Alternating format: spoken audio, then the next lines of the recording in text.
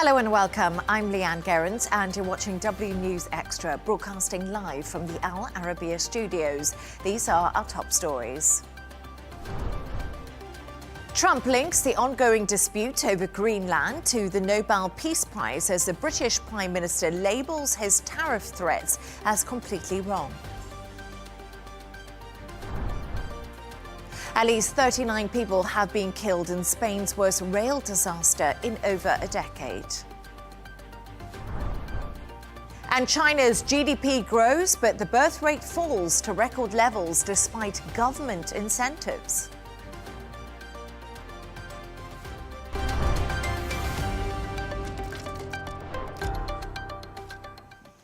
Now, President Trump has repeated his demand to take control of Greenland and linked the dispute to him being snubbed for the Nobel Peace Prize.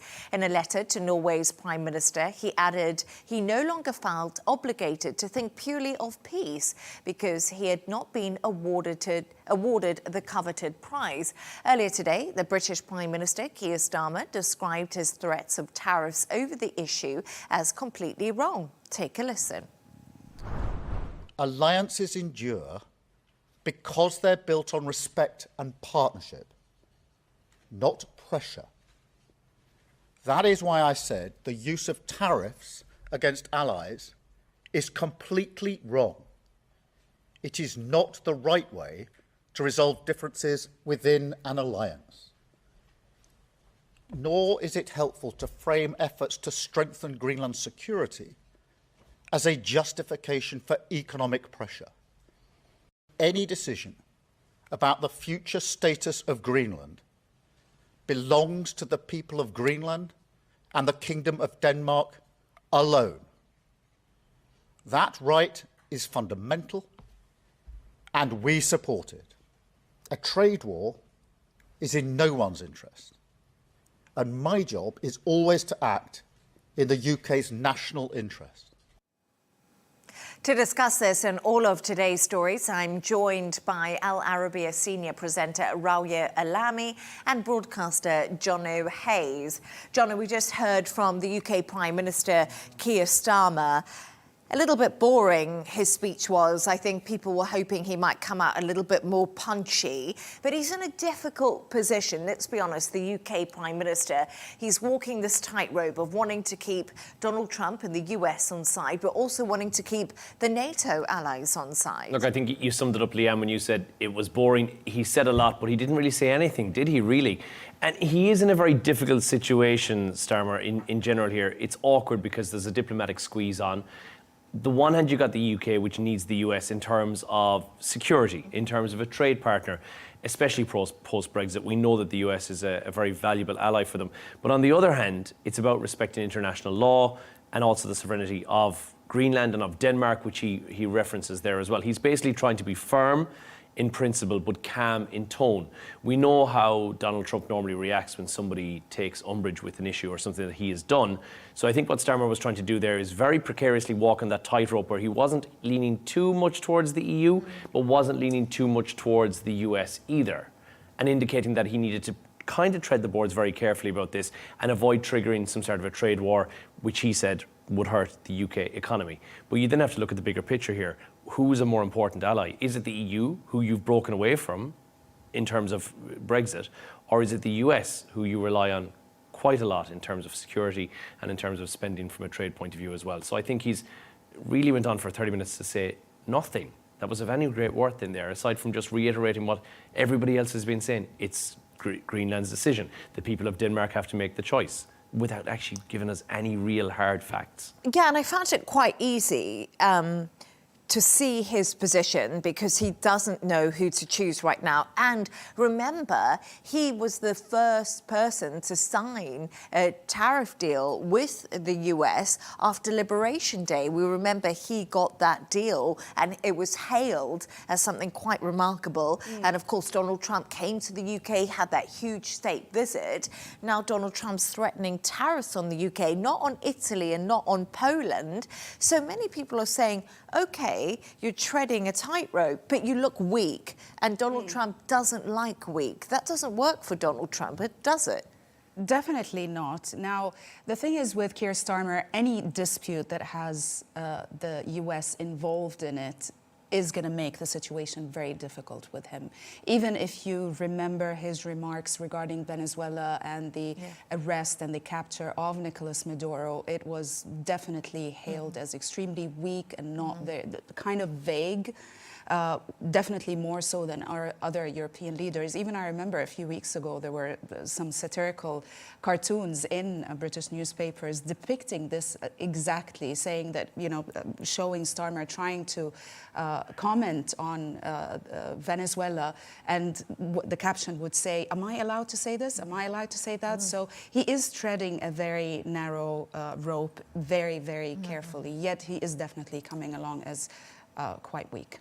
And also, just a quick thought here, it's really upset the British public, the tariffs. There has been a reaction in the UK to this because there is the cost of living crisis. And a lot of analysts and economists are saying if this new 10% tariff comes in on top of the other tariff, the UK could be facing up to 25% tariff, and that would absolutely stunt growth and make things even harder. So is it time for Keir Starmer to put his big boy pants on and actually really go for Donald Trump? And I think that's one of the big arguments. And I think it's all of Europe that's going to feel this right now. All EU member states will feel that if these prolonged tariffs, they're going to hit the growth confidence of an already fairly weakened Europe, let's be honest about it. Yeah. A lot of the countries which have been mentioned by Donald Trump for these tariffs are already in a very fragile economic state. So they can't really afford to allow that to happen. And you have to question what's the bigger picture here.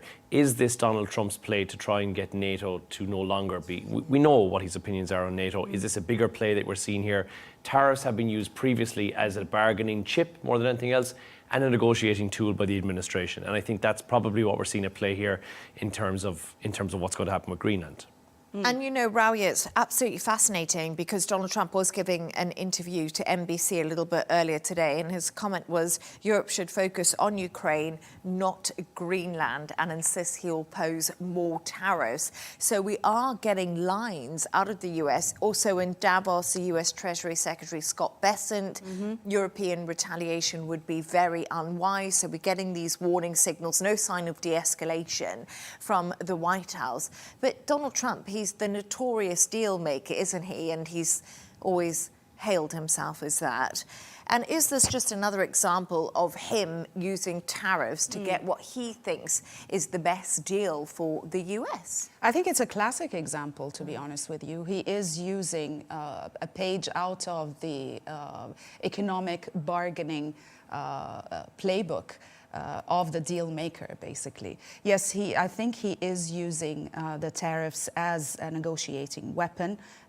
This is the deal maker mentality. He is using it probably to exert artificial urgency and economic pain to reach a coercive bargaining situation where he would raise the cost of saying no for the European Union and for Denmark, and then he would offer some kind of a deal, a settlement that they would find very hard to say no to.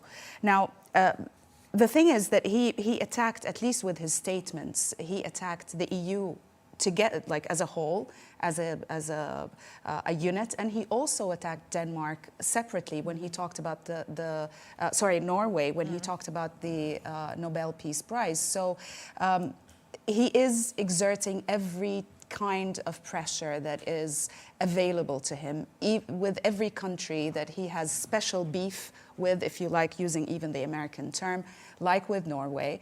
But at the same time, threatening 8 countries together. Who are your allies? Who are your allies? friends. Exactly. Yeah. I think what he's trying to do is to create a multi-country pile-on effect. Yeah. That if Denmark is not changing its mind, then at least the other Europeans, under the economic pressure, under the economic pain, will force Denmark to actually, reach a deal with the US. And I don't doubt for a second we will see a deal. I'm not sure what that deal is going to look like yet. Yeah. But the US will reach a deal whereby it acquires Greenland. He needs it for the uranium, he needs it for the rare earth minerals that are simply too expensive for Denmark to even think about getting into mine as well. Something that the US potentially could do. And he needs it, and this is hypothetical, but there's a theory that's floated that said that the ice cap continues to melt. You can now see a shipping route which would completely eliminate the Europe-Asia shipping route, completely eliminate the need for the Suez Canal from a US point of view, and allow him a direct shipping route. He is not future-proofing America for next year. He's not future-proofing America for his term in office. This is a 20, 30, 40 years down the line plan that Donald Trump has put into place, and I don't think he will stop at anything to get that. And I think he's after the glory, he's after the achievement. And when you think of Greenland, you're talking about a geographical area that is bigger than Mexico. It's huge. And in terms of acquisition, if that happens, it's going to be bigger than the acquisition of Louisiana when they bought Louisiana. So he's going to be even remembered more than the president at the time, Thomas Jefferson, who got Louisiana. They might rename it. US. It might be Trumpland by the time we're done with it. We do not know. Yeah, Exactly. absolutely. And also, it's just so fascinating, right? Because we haven't spoken about it. But of course, the US is saying that they needed to make sure that they protected from the threats of Russia and China. And then, we think about what the Kremlin are thinking right now that Trump's threatened his allies with tariffs. There's so many different strands to the story. And lots of people are saying, well, Denmark never spent enough money on the island anyway and protecting it. So there's so many arguments. I feel like we could do hours on just one story, but thank you so much for your thoughts. Stay right there as we move on to another story now. And Iran's foreign minister will not be attending the World Economic Forum in Davos this week, as organisers of the event say it would not be right following the deadly crackdown on protests in Iran. He was due to speak at the event tomorrow, but there were growing calls from activists to disinvite him. It comes after Iran's supreme leader acknowledged thousands were killed during protests. And actually, this has been a real change of narrative, hasn't it, from the supreme leader, Rawia? Because in the past, we never heard from the supreme leader about a death toll when it came to protests in the country. And I actually thought that that was something different that we've ever heard before. Well, there's something different about these protests this time. I mean, Iran has had many protests. Also, the crackdown on these protests in the past was very, very harsh. There were executions, killings of protesters in the streets, and so many arrests as well. But what's different about it this time, that it is right exactly on the spotlight of the world. Everybody is looking at what's happening in Iran.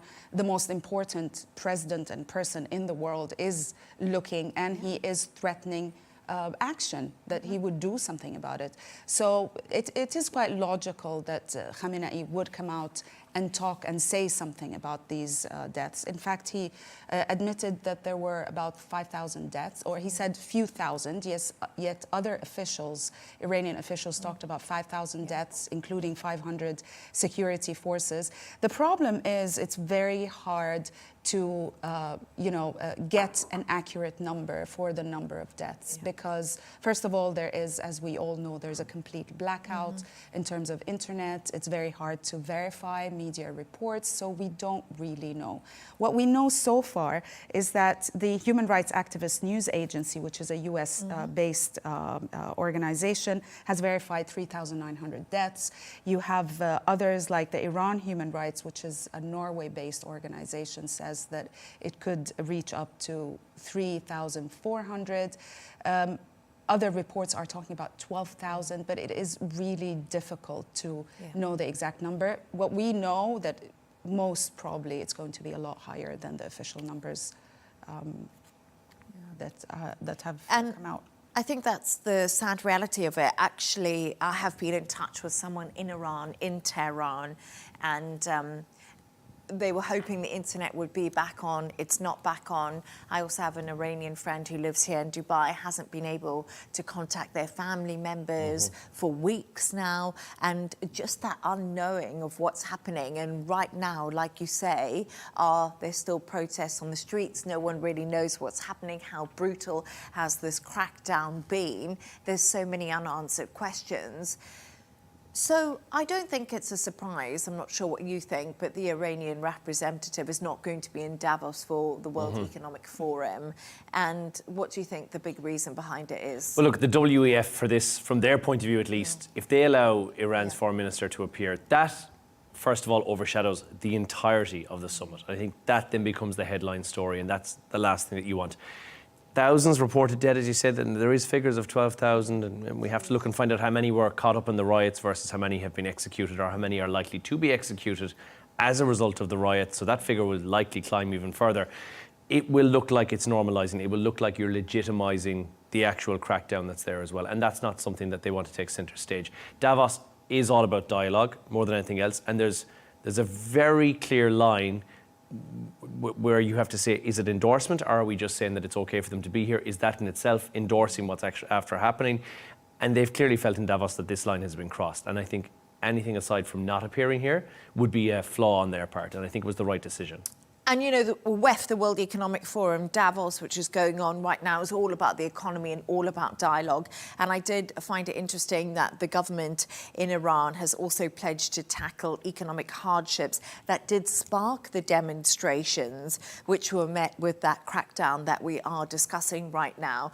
But also, Rawia, something else I saw today is Iran's top police officer has issued an ultimatum to protesters who joined what authority have deemed riots in the country, and they saying they must hand themselves in within 3 days or face the full force of the law. So to me, they're still trying to track down who was involved and how widespread it was. I think they're trying to control these protests, make sure that they don't erupt with the same scale that they did in the past couple of weeks, because in the past couple of days they have quietened down a little bit, because obviously the Iranian regime is thinking of the American reaction.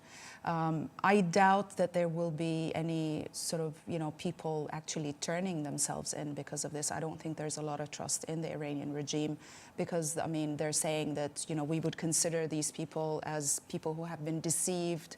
We will treat them with leniency. I doubt there is much trust in what the Iranian regime You couldn't, and even if you look, even historically speaking, in terms of the capital punishment level that's there, it is the highest. If from any country in the world, it is the highest. And we're talking we're looking at the low of the last 15 years, I think, is probably around 2020, I think, which was around 500, and since then it's just increased exponentially, where we're now into the thousands, and we are 16, 17 days into, 19 days into January. So at this stage, it's already a problem. But if you look at the persistence and of the unrest, and also the scale of it happening, it's very clear that this is deep structural anger which is existing. This is not isolated protests. And yes, they may be stopping the protests right now. It will be a matter of time before these come back around again. Even though they have said, I believe they've said, they will work on the economic problems, they will work on restructuring that. But I think we know, we've heard it from Iranians themselves saying this is not the country that we want. And it's really difficult at this time, like you say, because the country is facing the biggest threat to basically the supreme leader ever has in all of this time. Absolutely. And it's so interesting because, as you said, Donald Trump was involved. Israel. For the first time, actually, an American president is involved this directly, because there's been threatening direct, military action even, because of a domestic unrest rather than, something to do with Israel or the nuclear program or the missiles or their proxies or anything else. So. And it's like you're absolutely right. It's fascinating because lots of people criticised Joe Biden and Barack Obama for not getting involved when the protest did happen in Iran under their watch. But thank you so much for your thoughts on that. Let's move on to another story. And now at least 39 people have been killed in a high-speed train crash in Spain. The collision happened as a train travelling from Malaga to Madrid collided with another that was going from the capital to Huelva. Rawia, what more do we know about what was behind this terrible, terrible crash yesterday? Well, the situation as it stands, apparently, unfortunately, 39 people have been killed because of this crash. More than 122 people have been injured. I think more than 40 are still in hospital. Unfortunately, there are also kids amongst the injured. most deaths happened and serious injuries happened in the front carriages. Yet all the statements that are coming out, whether it was from Renfe, which is Spain's state-owned national rail operator, so it was operating obviously the train, or the transport minister, or even the private high-speed train operator company, Irio, they're all saying that this is extremely unusual. It's still unknown what were the causes, but it's extremely unusual because the derailment happened on a straight track rather than on a curve, which is usually where it happens, and it would be due to speed or human error. So they're until now they're unable to pinpoint what really happened, considering that the train is new. It's less than 4 years old. Also, it has been inspected it was inspected 3 days just before the crash. And also, usually these things happen on a straight track. Derailment happens on a straight track when something goes extremely wrong. One of these things, like technical failures, it could be that the switch or the point signaling issue was malfunctioning, it wasn't working, mechanical failure, or there was an obstruction on the track, because otherwise the train is new. Even the track apparently occurred on a recently renewed straight section. So, you know, everything has been serviced, everything is new, yet something went terribly wrong. It's really scary, isn't it? It's scary and it's sad. know. It's the second train incident we've seen in the last number of weeks as well, which is even more concerning. Yes, of course, because there was just one recently in Thailand, yeah. There's one in Thailand, yes. Yeah, Yes, in Thailand, yeah, Last week, absolutely right. What I find really sad about all of this, Jono, is Rawia's just explaining it was on a straight track. No safety mechanism seemed to kick into place, you know, which is quite interesting because everyone's saying that if something is wrong with the train, almost a stop button, like a safety mechanism kicks in. Yeah. That never happened. It seems to be a little bit of the unknown now, which must be unnerving for people getting on trains and people whose family was involved in that. Well, and obviously there's now the follow-on from that, which means that, yeah, there'll be scrutiny of the rail system and the security behind that. The signalling technology, that will be checked by the government. The operational oversight that this may or may not have been. But as Rawia said, it could be something that is as simple as an obstruction that was on the track, that was not observed beforehand, which would have meant the signalling failure on that part. And the government are going to work on that. They said that their exact priority right now is, and as you can imagine, in the order of the deceased family, other members who were on the train, and then to check the investigation of what's gone on, because they've just declared 3 days of mourning as well from Pedro Sanchez. He's cancelled trips abroad to focus on this and respond and go and visit the actual site as well. There's emergency services we saw in the video there that have been mobilised to go to there, but he said there will be full transparency in the investigation when that does take place immediately afterwards. It is too early to blame any one specific thing right now, even though you would think something of this magnitude, you'd be able to figure out very quickly what has happened. But their main priority is going to be caring. It's a national tragedy. In Spain, it's a national tragedy. The focus right now is supporting the families of the deceased, then to care for the injured, and finally they will look after what exactly happened and what exactly occurred. And I do hope it's a fully open and transparent case, which we've seen before with the funicular disaster that happened just this year. We've seen a similar investigation taking place because of that. And it's going to, like you say, interesting to see when that happens, because right now we don't have that many answers. But thank you so much for your thoughts on that. Stay right there as we move on to another story. And we're actually going to China, where the government has released new economic and demographic numbers for 2025. The latest data shows the country hit its target of 5% GDP growth, but China's population has once again declined, adding to Beijing's ongoing demographic problems. Our correspondent, Young David, has the story. Once known for its blooming population, China now faces a new demographics problem. Since 2022, the country's birth rate has dropped consistently. Today, the central government announced another year of population decline. The number of births for the whole year was 7.92 million, with a birth rate of 5.63 per thousand. The number of deaths was 11.31 million, with a death rate of 8.04 per thousand. The natural population growth rate was minus 2.41 per thousand. For Beijing, it's a crisis waiting to happen. Analysts warn demographics issues will impact its economy. By 2040, the European Central Bank says low fertility could cut GDP growth by 0.3%. In response, Beijing has rolled out new policies, cutting the cost of childbirth and making marriage registration easier. A win for wedding dress shop owners like Chen Juan. In 2025, the government introduced a policy allowing couples to register their marriage in a different location from their hometowns. This makes getting married more convenient for young people. For others, government help has not gone far enough. New data shows China's birth rates dropped to a record low in 2025. The biggest problem for many, the price tag. Despite increasing government support, China is the second most expensive place to raise a child in the world. If you don't have sufficient financial conditions to get married, then even if you force two people to be together, life will not be good. From my child's own perspective, he feels he doesn't currently have the financial ability to support a girlfriend, let alone children. Boosted by its exports, China today also announced it had hit its 5% GDP growth target. But experts warn for growth to continue. China's population must start to grow as well. Jan David, Arabiya English. Jono, just fascinating there, listening to that report, basically for China's economy to keep growing, its birth rate needs to keep going, and 5% of GDP compared to European economies is pretty remarkable. But what's the reason behind this falling birth rate in China? So you got a mix of things. You got culture and you got confidence and cost. So 3 C's that come into play on this one.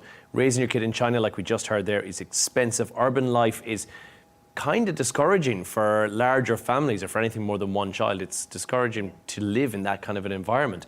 And younger people are delaying, or in fact rejecting altogether the concept of marriage, or delaying their marriage until much later, and therefore fertility now becomes the main problem. So the government incentives are probably at the margins of this as well, but they don't fix the deeper issues, the housing costs, the job insecurity, the work-life balance, and there is a hangover from the one-child policy, which does not seem to have gone away, which you've an entire generation, for 35 years the one-child policy was in place, you've an entire generation who just up until 10 years ago, when the two-child policy was brought into place, and I think 10 years ago maybe the three-child policy is only a couple of years old, so they've got this legacy whereby having more than one child was something that was frowned upon and in fact was not allowed. So you've got that to contend with for an entire generation who are now of childbearing age, where they will think, well, I'm not going to have any more than one child if I'm going to have any kids whatsoever.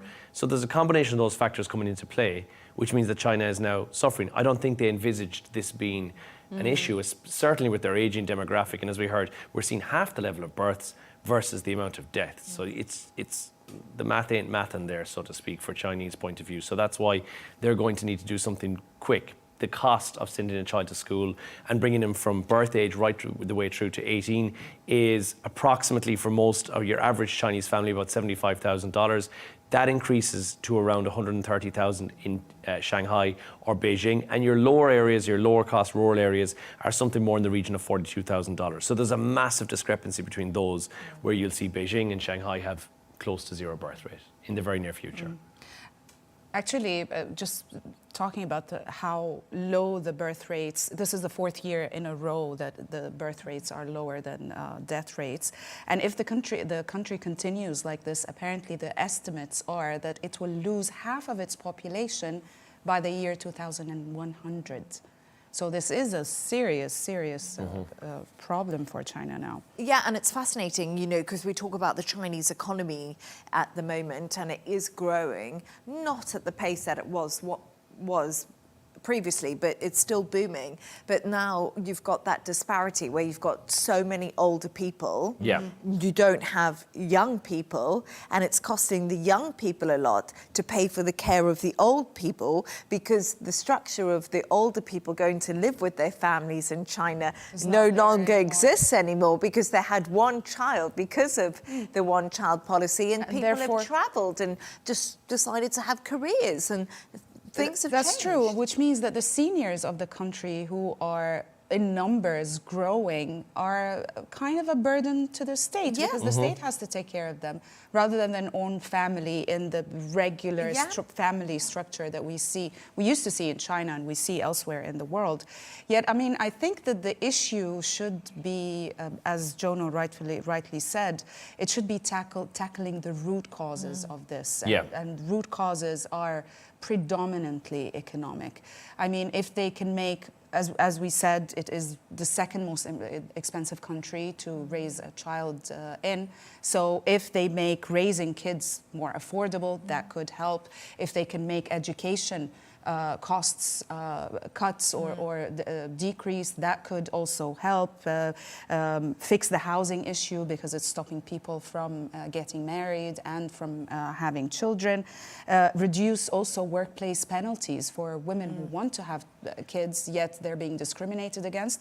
And I think there's a very important factor that we're not touching on, which is the fertility rate. Fertility rate in China is quite low, so as it is in neighboring countries. It's 1 child per woman, even though their placement rate, which leads to population growth, has to be 2.1 children per woman. So this is an issue. So that's a big issue right now. So what incentives are they putting in to try to sort of encourage this birth rate to go up? I don't know if this is going to be enough. It's $500 per child. That's currently what's on the they've fringe. done so far. Yeah, that's what they've done so far. But you have to look at something like Rawia said. You're looking at, if the university cost is that astronomical, or even second and third level education is costing so much money, I think you're looking at either a highly subsidized or an almost free level of second and third level education. Yes. Because $500, based on the stats that we just gave of $130,000 in Shanghai or Beijing, that is nothing. That's they going to do only nothing. give it to families with children under the age of 3. So yeah, so now you've got this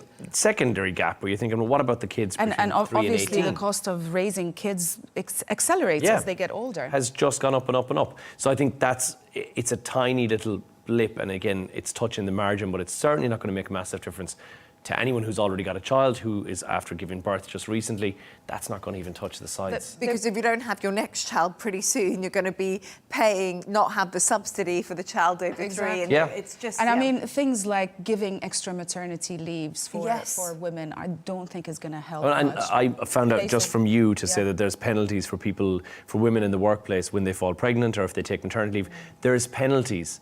Not maternity leave. There is no paternity leave. I didn't know that till today. Yes, that's the issue. The thing is that the Chinese government has been trying to do things about it. I think they are partially going about it the wrong way. They've introduced a 13% tax on contraceptives. Okay, so that's going to stop people from basically procreating, but at the same time it might increase the risk of sexually transmitted diseases, of HIV positive people, or unwanted pregnancies that will cost the state more to sort out. So yeah, definitely addressing the grassroots issues and reasons is the way to go. But I also wonder, you know, we talk about things culturally, and I find it quite fascinating because I'm of a certain age, I don't have children, and it's always a conversation. Why didn't you choose to have children, or did you not want children? And I think this is a conversation a lot of women at my age have with each other. And some people chose to live a different life and have that freedom. And because we were able to have that choice in our generation, we probably took it. Where I think before that choice wasn't so clear-cut as it is to our now. mothers and grandmothers, yes. obviously. Like, you know, if I speak to my mum about it, it was very different. And I wonder if that's like culturally what's happened, because if you think about China, it's been way more exposed to Western cultures. You know, lots of things have changed in the world. So I think globally birth rates are down so much. And that's why Elon Musk keeps on saying why he's having so many children. He's doing us all a service. Yeah. Well, we can say something, at least in the Arab world, the number of children per household has definitely gone down. I don't have exact numbers, but in different countries and across different classes of society. 100%. Even definitely among the more educated. Yeah, I think it's a mix of things, and Netflix probably helps. But again, my dad is from a family of 13 brothers and sisters, which is wild. Again, there was no TV, I guess. Yeah, exactly. But I think that's become socioeconomically speaking, at least, it seemed to have been much easier to provide for kids back then than it is now. That's number one. Number two, I think, is we're more educated than that. It may not be a great idea to bring 13 kids into the world and not be entirely sure if we've got the space for them. And then, and this is a lot of my friends will say this, they don't necessarily know if they want to bring a kid into the world that we currently live in, given everything that's going on. And uncertainty. I have a question about this, actually. It's just a personal question. Is the world so much worse than it used to be, or are we just more aware and everything is polarized and advertised because of the type of media we have at our disposal, which is social media? While, I mean, during the time of the Second World War, the First World War, I don't think the world was any better than it is now. No, I think we're more educated about it now, and we feel that there's more injustices in the world than there was before, even if that may not necessarily be true. And I think we just make more rational decisions based upon the opinions we currently form from what we see on social media. I think, yeah, you're right. I think that's probably the main difference, is the fact that we can now see everything, whereas before we might have been blind, or we may have been pigeonholed towards just seeing what we can see in front of us. Absolutely. Yeah, I agree with that sentiment, because, you know, growing up, we just used to have a landline. Now I can see what's happening all around the world as soon as I look at my phone. So I think, Rawia, more knowledge, that's what's happened to us. Yes, definitely. Yeah. And more choice for women especially. And more choice. And it's that time of the show now where Jono and Rawia have chosen two of their quirkiest stories of the day. And it is Blue Monday today, actually, and I just wanted to point that out. I'm sure no one else cares. But your story is going to cheer us up, because it's about a tiny kitten, and she's giving her, or he's giving her, not she, don't want to confuse the cat, giving its owner a shock.